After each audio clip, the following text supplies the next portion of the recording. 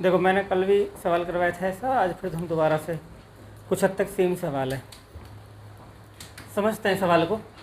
समान लंबाई की दो रेलगाड़ी, इसका मतलब है दो रेलगाड़ियों की लंबाई समान है और एक विद्युत खंभे को क्रम से 4 सेकंड और 5 सेकंड में पार करती हैं। तो मैंने पहले ही बताई थी बात आपको कि जो खंभा होता है, व्यक्ति होता है, इनकी कोई लंबाई या दूरी नहीं होती। अगर कोई रेलगाड़ी विद्युत खंभे को पार कर रही है तो इसका मतलब ये हुआ वो खुद को ही पार कर रही है, खुद को ही चला रही है। रेलगाड़ी की खुद की लंबाई होती है, खंभे की कोई लंबाई नहीं होती। तो खंभे की लंबाई हमेशा 0 होती है ना।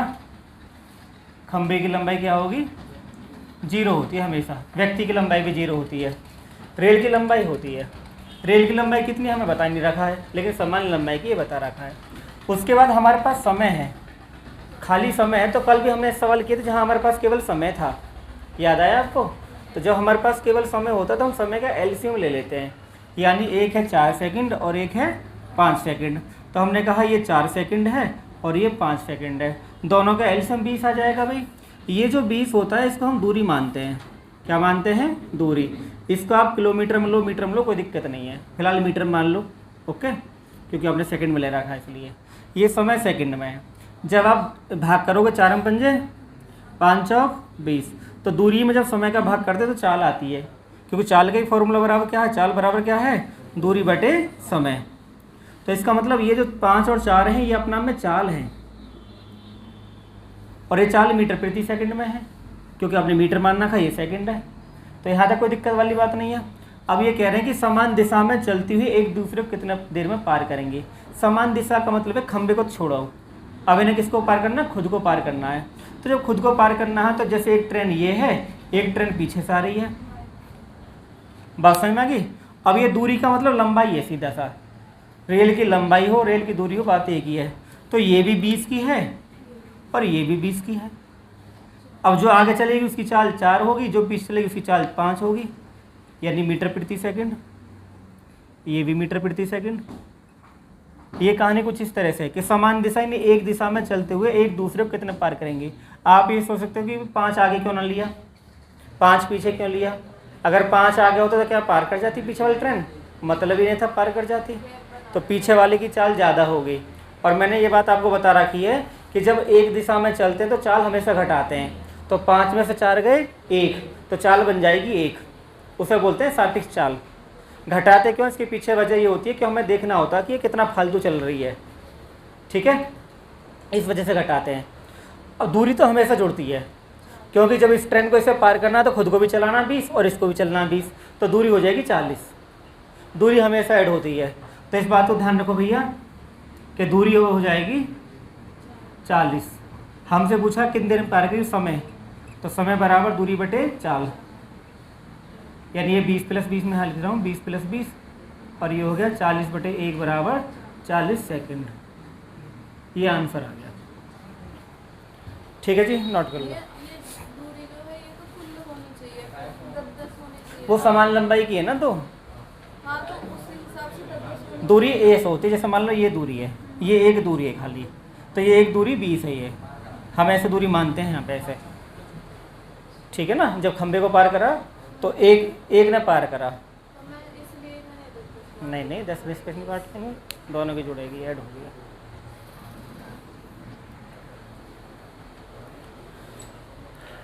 उतार लो भाई।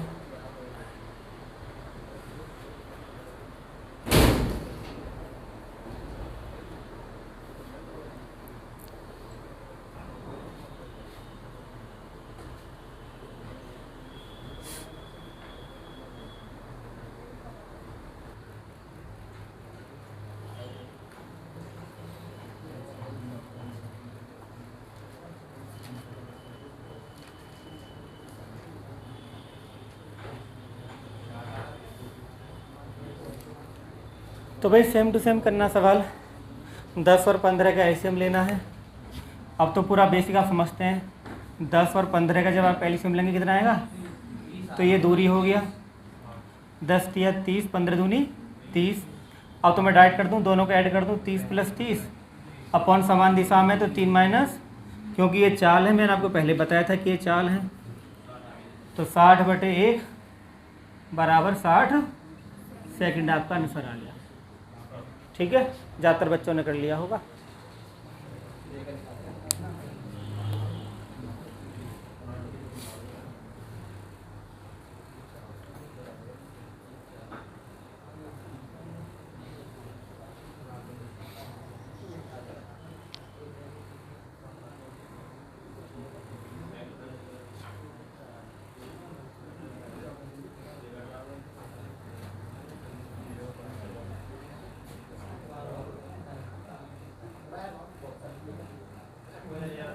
हम्म, 14.4। देखो भाई, अब इस सवाल में हमें वही काम करना है। स्टार्टिंग में 12 और 18 का एलसीएम लेना है, तो कितना आ गया 36। 12 × 36 18 दूनी 36। तो हमसे समय पूछा समय बराबर क्या होता है, दूरी बटे 4। अब ये कहानी कुछ इस तरह से है, आमने सामने आने की है, यानी ये आमने सामने आने की है, ये वाली बात है ये।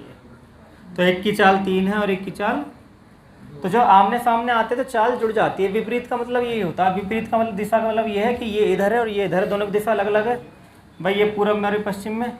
तो विपरीत दिशा में चाल हमेशा ऐड होती है, मैंने बता चुका हूँ बात ही पहले। दूरी तो हमेशा ही ऐड होगी। 36 और 36 कितना हो जाएगा 72, और चाल हो जाएंगी 3 + 2। अगर समान दिशा में तो माइनस करेंगे, विपरीत दिशा में तो प्लस करेंगे।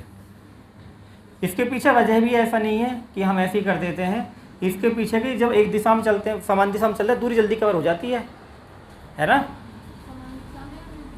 विपरीत दिशा में जब चलते हैं तो दूरी जल्दी कवर हो जाएगी, ये वजह है पीछे, और कोई वजह नहीं, इसलिए चाल को ऐड कर देते हैं। अब किसी एक को जाना पड़े तो समय ज़्यादा लगेगा, अगर दोनों ओर से चलें तो जल्दी मुलाकात हो सकती है। ठीक है जी।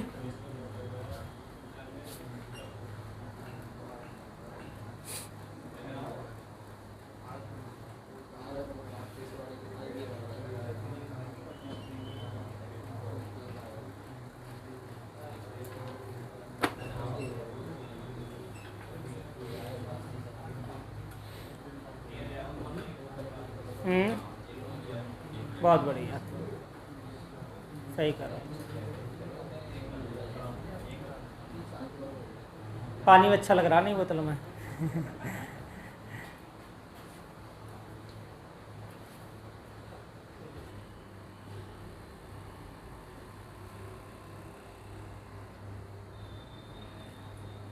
ठीक है भाई, हो गया।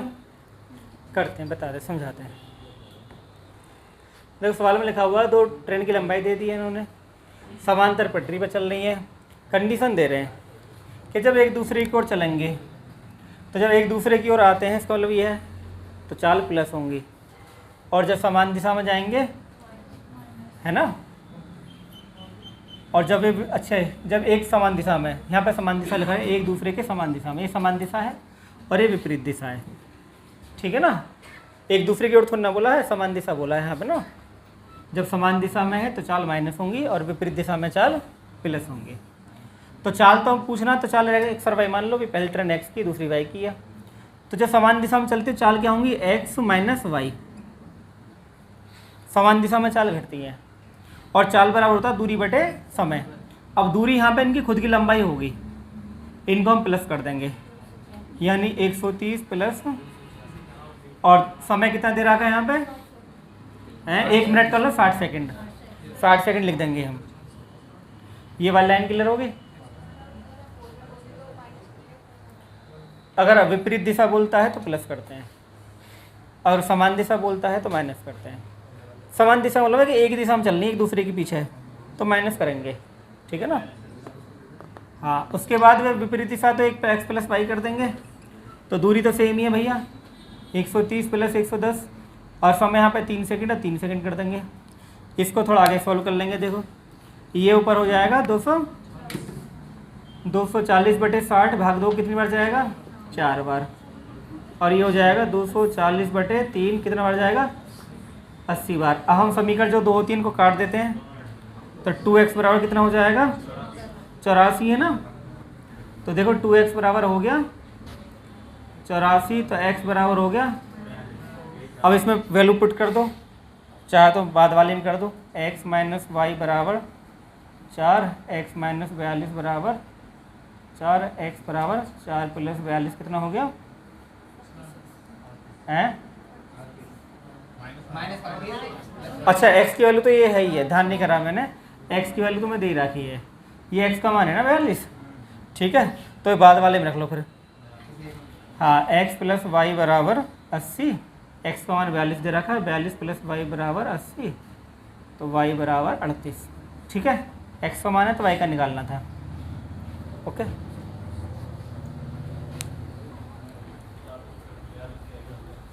हाँ जी।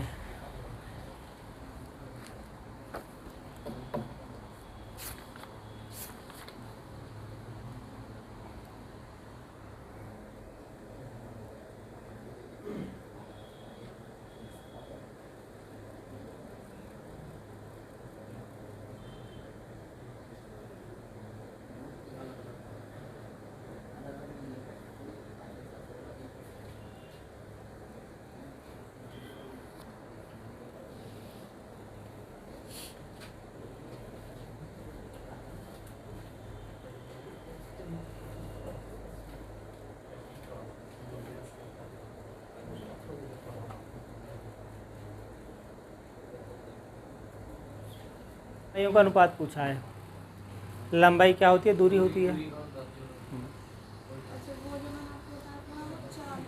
हाँ, सुनो ध्यान से मैं समझाता हूँ तुम्हें। देखो, अब ट्रेन तो एक ही है, यहाँ पे तुम्हें एक ट्रेन दे रखी है, ट्रेन तो अलग नहीं, ट्रेन तो एक ही है, और जब ट्रेन एक है तो चाल भी इसकी एक ही है। लेकिन ये अगर पोल है, खंबे को पार करने में जो समय लग गया है एक ट्रेन को, वो लगा 29 सेकंड का। तो इस 29 सेकंड में जो ट्रेन ने खुद को चलाया है, क्योंकि इसकी तो कोई लंबाई होती नहीं है पोल की, और आप जानते हैं दूरी बराबर क्या होता है, चाल गुणा समय होता है। चाल तो समान ही है भाई, चाल तो समान ही है, चाल की तो कोई वैल्यू है ही ना, तो जो समय है वो दूरी ही बन जाएगा। अगर आप चाल को कांस्टेंट मान लो, जो चाल है ही ना, चाल समान ही है तीनों कंडीशन में, तो जब चाल समान होती है तो चाल कांस्टेंट है, चाल की कोई वैल्यू है ही ना, तो इसका मतलब क्या हुआ कि चाल तुम एक भी मान सकते हो, ना भी मानो, कोई फर्क नहीं पड़ेगा। तो इसका मतलब चाल जो समय है वो दूरी के बराबर हो जाएगा। जब कोई एक चीज़ कांस्टेंट हो जाती है उसके बराबर हो जाती है, जैसे समय को समान हो तो फिर चाल दूरी के बराबर हो जाएगा। ये हम जानेंगे भी। अब देखो, आप तक आपने एक फार्मूला पढ़ा होगा, चाल बराबर दूरी बटे समय, लेकिन इससे अलग भी फॉर्मूले हैं।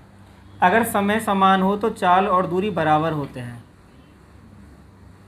चाल दूरी के बराबर होती है। अगर समय हमारा, ये सब बोला समान समय बोला है, समय समान है अगर ये बोला है, तो इसका मतलब यही होता है कि जो दूरी है और चाल है वो इक्वल ही हैं, आपस में बराबर हैं, ठीक है। उसके बाद में अगर हमारी दूरी समान है, ये कब आएगा, जब समय समान हो, समय समान हो तब आएगी बात ये। एक बात और है कि चाल और समय एक दूसरे को उल्टे भी होते हैं। कब, जब दूरी समान हो, दूरी समान हो। ये चीज़ हमें आगे काम आएंगी, हम आगे सवाल करेंगे आने वाले टाइम में, तो ये इनका बहुत यूज होने वाला है। समय दूरी में भी यूज होगा, इसमें यूज होगा कि चाल और समय एक दूसरे को उल्टे होते हैं। उल्टे होने भी चाहिए। उल्टे का मतलब क्या होता है, अगर चाल ज़्यादा है आपकी तो समय कम लगेगा, उल्टे तो होगा। आप चाल को ज़्यादा कर रहे हैं तो समय को कम, उल्टा ना होगा। और सीधी सी बात है, जब आप 80 की स्पीड से जाओगे तो जल्दी पहुंच जाओगे, अगर तुम 10 की स्पीड से जा रहे हो तो समय ज़्यादा लगेगा।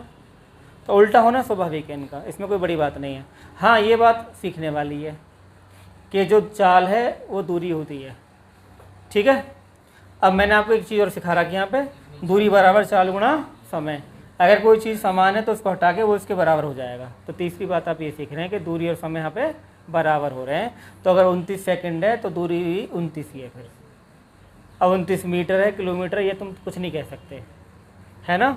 तो तुम खाली अनुपात में पूछेगा तुमसे ये नहीं कहेगा कि ये रियल 29 मीटर लंबी है ना। अनुपात में वो समझदार है, जानता है लंबाई का अनुपात बोला, अनुपात में तो कुछ भी आ जाता है, किलोमीटर लो, मीटर लो, 290 लो, कुछ लो, कोई दिक्कत नहीं है। अनुपात में चीज़ छोटी बड़ी हो जाती है। फिक्स नहीं पूछेगा कि रेल की लंबाई बताओ और ऑप्शन में आएगा 29 किलोमीटर, 29 मीटर, 29 मीटर, ऐसा नहीं पूछ सकता वो, उसकी मजबूरी है, क्योंकि यहाँ पे अनुपात ही आ सकता है, फिक्स वैल्यू नहीं आ सकती, ठीक है। तो हमने ये जाना कि भाई जब ट्रेन ने इस खंभे को पार करा, खुद को चलाया, और खुद को चलाने में 29 सेकंड का समय लगा। अगर हम समय यहाँ पे 29 रखें, चाल को ख़त्म कर लें, तो ये दूरी होगी ना। बात समझ में आ गई। तो ट्रेन की लंबाई आ चुकी है, ट्रेन की जो लंबाई वो कितनी है, 29 हो गया। उसके बाद हमें दिखाई दे रहा है कि जब एक पुल है, पुल को पार करने में 41 सेकंड लगता है। पुल को पार करने में कितना लगता है, 41, जिसमें 29 खुद के हैं। ट्रेन को 29 खुद के है ना भाई, 41 में खुद के भी, तो क्योंकि पुल तो बड़ा है। अगर हम पुल को देखें, ब्रिज को देखें, तो ब्रिज में क्या है कि 29 खुद के ट्रेन के भी तो हैं, तो पुल का तो कम होगा फिर। उसके बाद हम देखते हैं प्लेटफॉर्म में क्या है, 39, तो प्लेटफॉर्म में भी 29 खुद के हैं, ट्रेन के खुद के है ना, है 29, क्योंकि प्लेटफॉर्म को पार करने में खुद को चलाना है। तो इस 39 में 29 छुपा हुआ है, और इस 41 में 29 छुपा हुआ। अगर घटा दें तो उनका दूरी आ जाएगी। तो हमने घटा भी दिया, तो ये 29 आ गया, ये 12 आ गया। और मैंने कहा कि अनुपात भी पूछाएगा, उसकी हिम्मत नहीं है कि वो इसमें फिक्स वैल्यू पूछ ले। आपका आंसर आ चुका है, नोट कर लोगे। हाँ, खतरनाक लॉजिक है।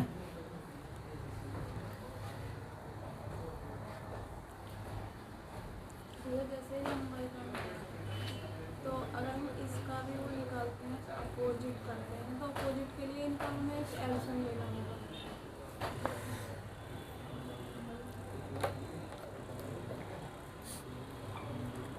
चलो भी करते हैं सवाल को। अभी जो कंसेप्ट समझाया था उसी का आधार है ये सवाल भी, है ना।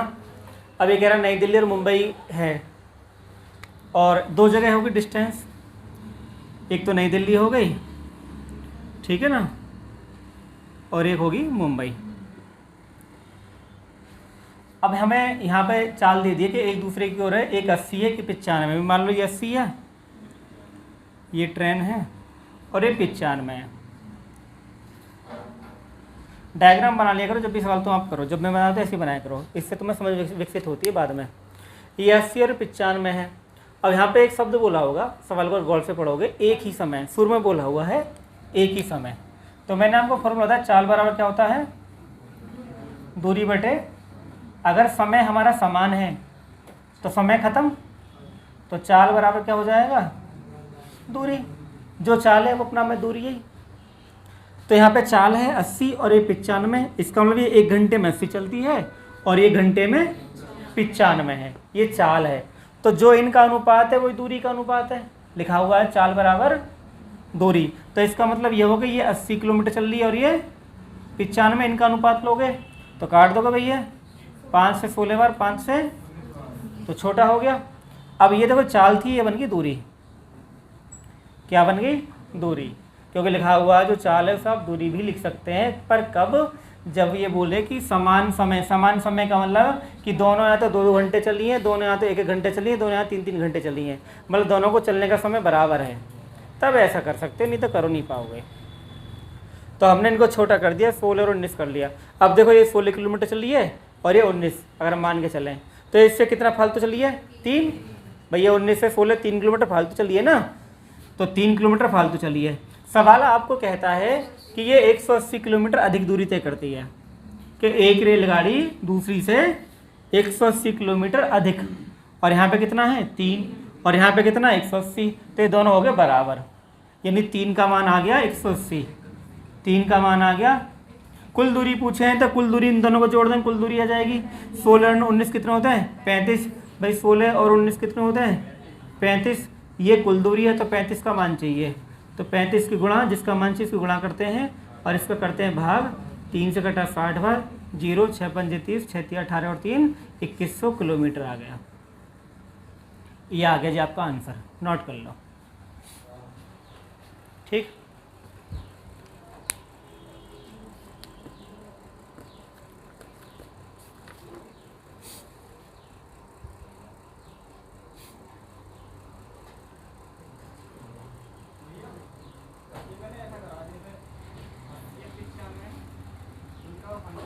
हाँ 15, कोई दिक्कत ना, कोई दिक्कत नहीं है, बिल्कुल ठीक। आप दोनों के एक साथ निकाल सकते थे। 12 की वैल्यू 180 और 80 और 95 का जोड़ देते, 175 का मान तब दिया जाता, कोई दिक्कत नहीं।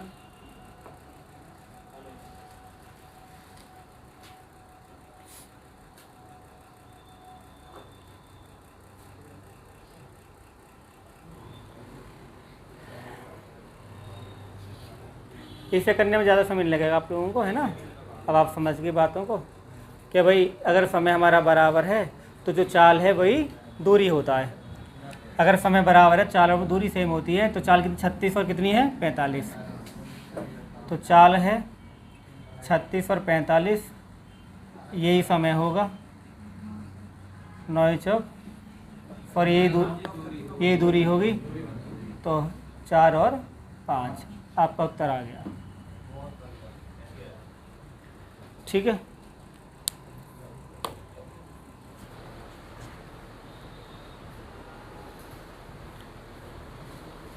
समय क्या होता है? समय का अनुपात पूछा है ना, समय बराबर होता है दूरी बटे 4। आपको इनका अनुपात पूछा है कि जैसे समय t1 है ना, हम पहला समय t1 मान लेंगे भाई, दूसरा समय t2 मान लेंगे। और रही बात दूरी की, देखो ये लंबाई है तो ये दूरी, यानी ये d1 है और ये चाल है तो ये s1 है और ये s2 है। यानी आपको पहले दूरी चाल रखनी है पहली वाली की। तो पहली वाली की कितनी है भाई, d1 अपॉन डायरेक्ट रखूँ वैल्यू, डायरेक्ट वैल्यू रखते हैं ना भाई, दूरी बटे चाल है ना, तो दूरी कितनी है 4, चाल कितनी है 3, तो 4 बटे 3। दूसरी वाली के देखो भाई, दूरी कितनी है 5 और चाल कितनी है 2, तो 5 बटे 2, इन दोनों गुणा हो जाएगी, इन दोनों गुणा हो जाएगी, तो 4 दूनी और 5 दिया, यही आपका समय का अनुपात आ गया। यही आपसे पूछा। ठीक है जी, चलो जी।